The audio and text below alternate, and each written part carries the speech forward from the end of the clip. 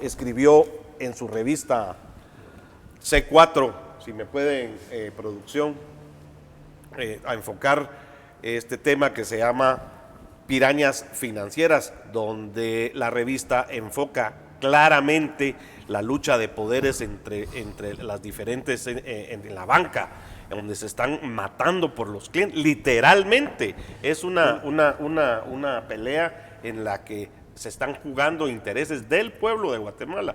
Por ejemplo, en el caso de Banrural, ahora resulta que el Estado no es ya un accionista mayoritario. ¿Quién compró esas acciones y cómo las compraron y todo eso? Nadie, es bueno, mutis. Aparentemente dentro de la ley orgánica y aparentemente pues se estableció como que el Estado tendría que tener un 35% de esas acciones y aparentemente ahora ya pues anda por un 15% el Estado. Un 15, un 12. Alguien se quedó con un 20-25% por ahí. No sos ni tú ni yo. Sí, y esto es importante que lo investigue también pues la IBE. Fíjate vos de que parte también de las mismas denuncias del pueblo de Guatemala es por qué la IBE se queda callada ante tantos hechos. El caso, por ejemplo, del Banco GIT, donde el mismo Chico Dólar hace la denuncia concreta y dice los que lavaron el dinero fueron los del banco, no fui yo, dice. O sea, de alguna manera deja claro, y luego Juan Carlos Monzón también dice los que financiaron parte de las mordidas o del caso involucrado en la estafa del usufructo de TCQ, pues también menciona Juan Carlos Monzón el Banco GIT. De igual manera, el Banco de los Industriales, le digo yo, ¿verdad? Porque así ya me quito el camote de encima, también dicen que es el número 1 en lavado, pues. Y entonces, cuando vemos cómo pero a esos bancos no los investigan, sí, investigan a los pequeños, claro, y satanizan a los pequeños. Por ejemplo, cuando el banco... O los que supuestamente son pequeños. Cuando el Banco Industrial se queda con el Banco de Comercio, y se quedan con todos los activos del banco, pero no le pagan nada a los que perdieron o a los, más bien, y no perdieron, a los que tenían sus ahorros. El Banco Industrial se queda con todo. Entonces, ¿para qué sirve la IBE? ¿Para qué sirve la Junta Monetaria? ¿Para qué sirve la superintendencia? La superintendencia acaba de cometer la superintendencia, a mi criterio personal, un error garrafal al haber acusado al Banco de los Trabajadores de lavado de dinero.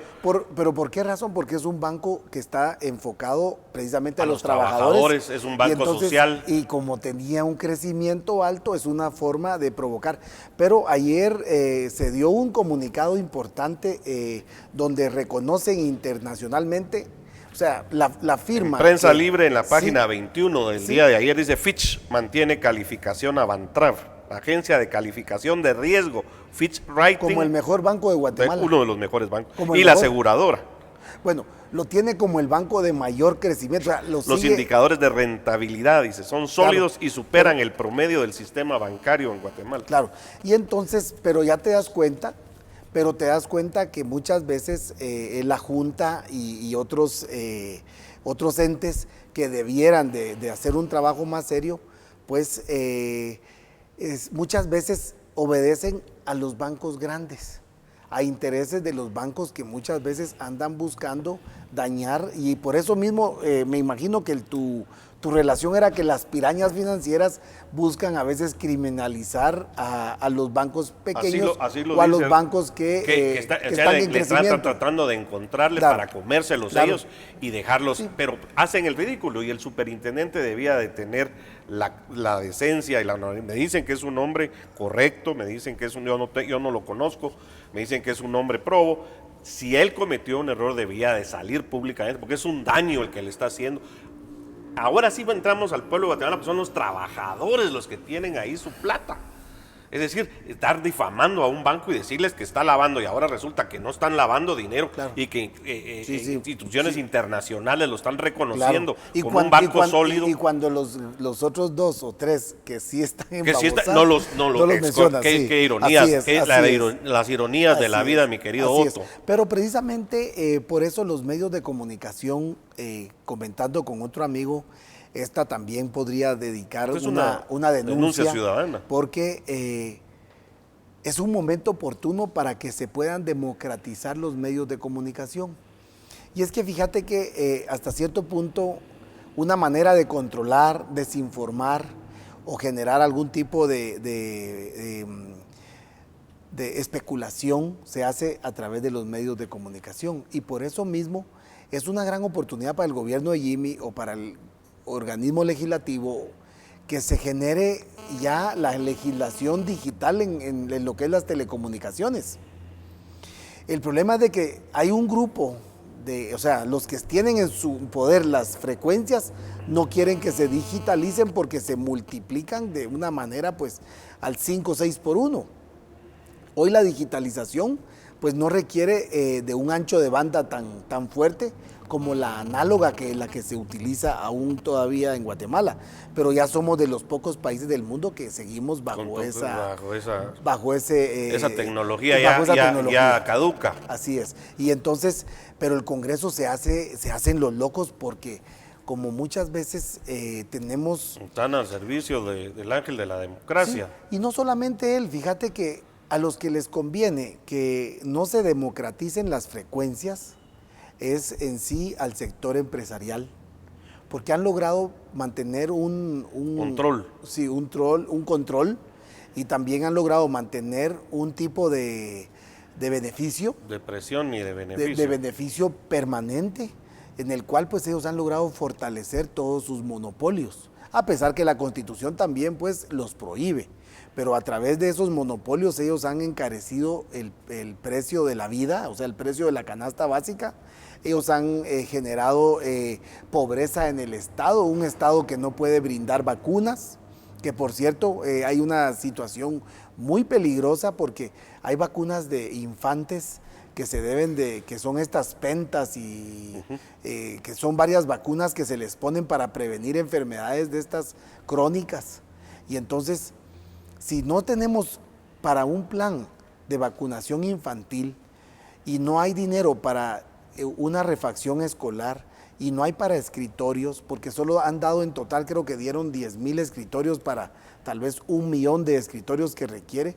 Salieron unas estadísticas esta semana donde de cada 5 niños, o sea, el 50% de niños no está estudiando. O sea, de cada 10, 5 no estudian. O sea, realmente es preocupante. Tragedias, son tragedias.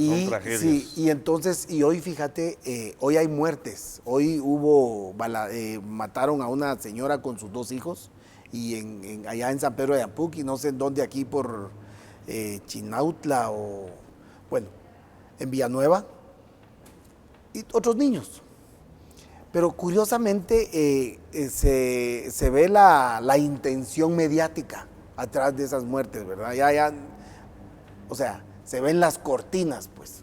No sé de qué marca de tela sean, pero dice: masacran a familia, dice: mujer de 23 y 2 niños de 4 y 2 murieron baleados la madrugada de este miércoles en la colonia Ciudad Real 2. También allá en San Pedro de Ampuc hubo otra mujer con su niña y su bebito. Y ayer comerciantes en el mercado de la zona 6 habían baleado se les está yendo. Pues, pero sí, es parte de lo que tú decís de un plan estratégico. No se les está yendo. Es parte, sí, correcto. Es una cortina. Coincido contigo. Es un distractor.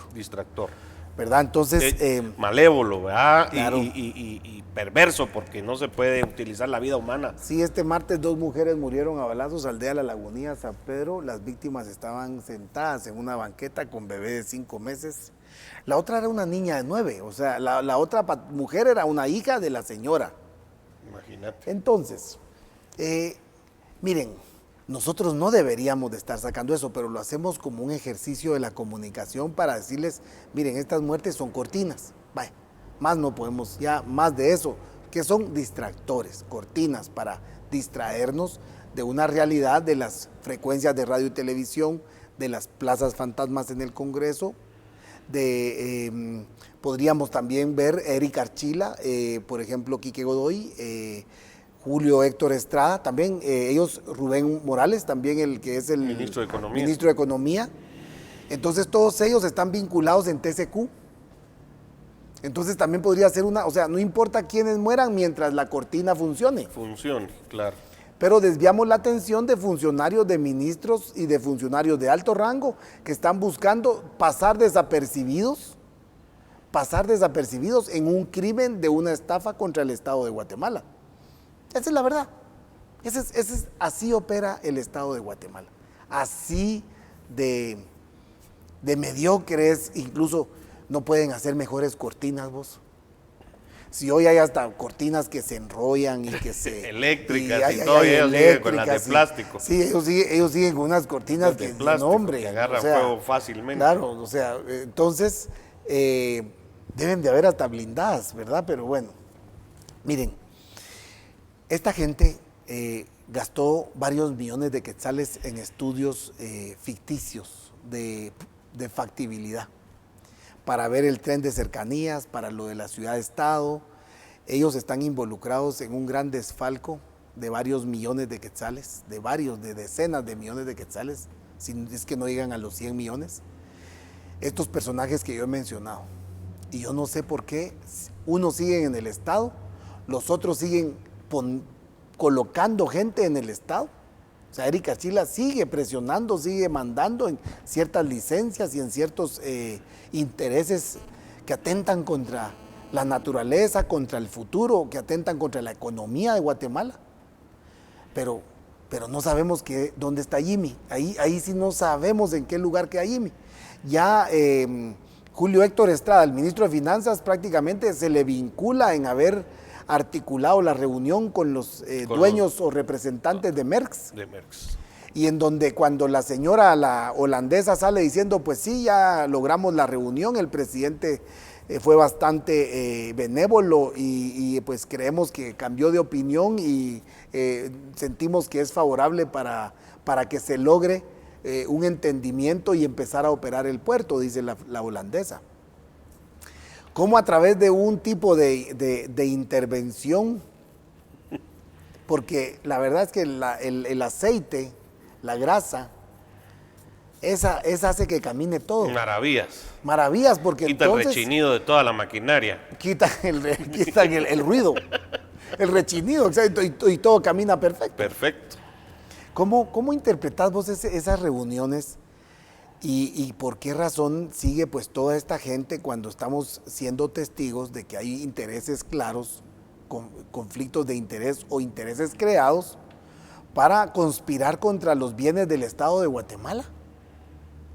No es justo. Y sumarle a esto que Fanny de Estrada es la representante a Gespront y tienen todas las pólizas a su cargo, de miles de pólizas, de varios de los que tienen privilegios, y el hijo está prácticamente...